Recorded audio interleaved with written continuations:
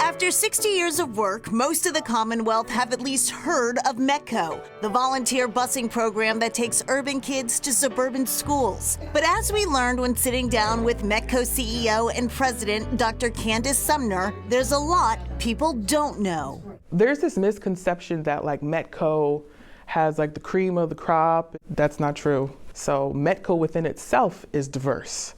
And the belief that it is one type of family and one type of kid is incorrect.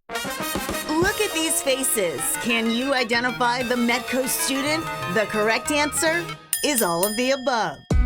I'm Sophia Nguyen, and I am a senior at Wayland High School. Sophia's day, like many of her METCO peers, starts early, boarding a bus that takes her more than 45 minutes to school.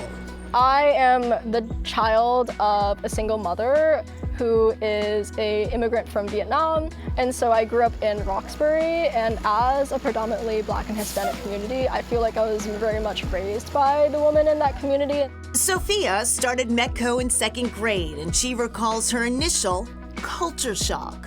A big part of it for me was income, seeing huge houses, especially after you depart from the highway, and I'm low income, so I never understood that when I was a kid, and I was so scared to even talk to people and visit people in Wayland because I was like, oh no, this is an entirely different community, what if I'm judged?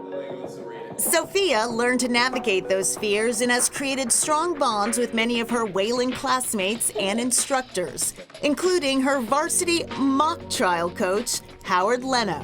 He's done a lot in terms of not only accommodating and welcoming me into the space, he's also given me the liberty to sort of bring more METCO students onto the team in a way that made me feel like it was home.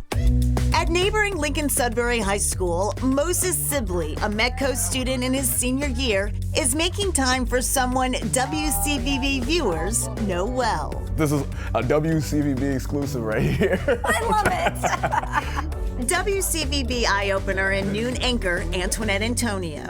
Talk to the viewers about how we first met. So in 2024, I was invited to tour the WCVB station with my mother. At the time, Moses was already an award-winning filmmaker.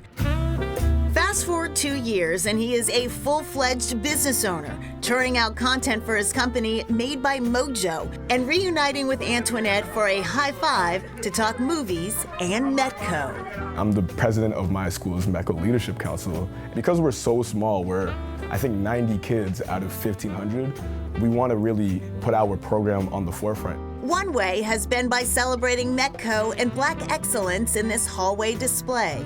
Here, we like to honor Black history, but then for the students who don't know what METCO is, we have portions of this wall that kind of break down each neighborhood and shows how METCO came apart. Mattapan, where I'm from right here, Dorchester.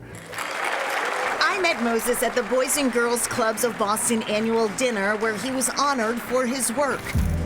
Many of his projects have celebrated the places and institutions that have helped make him who he is today, highlighting that METCO doesn't just bring students together, it brings their cultural experience as well. You are such a gifted storyteller. Thank you so much. What is your story? Oh my goodness. My story is you can do anything that you want to do as long as you have the passion, the creativity, and the drive to do it.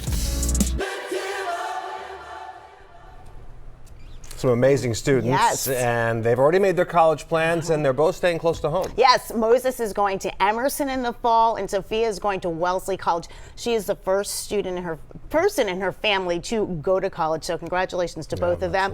METCO students have a 97% graduation rate, which is 10% higher than the graduation rate for Boston Public Schools. Wow.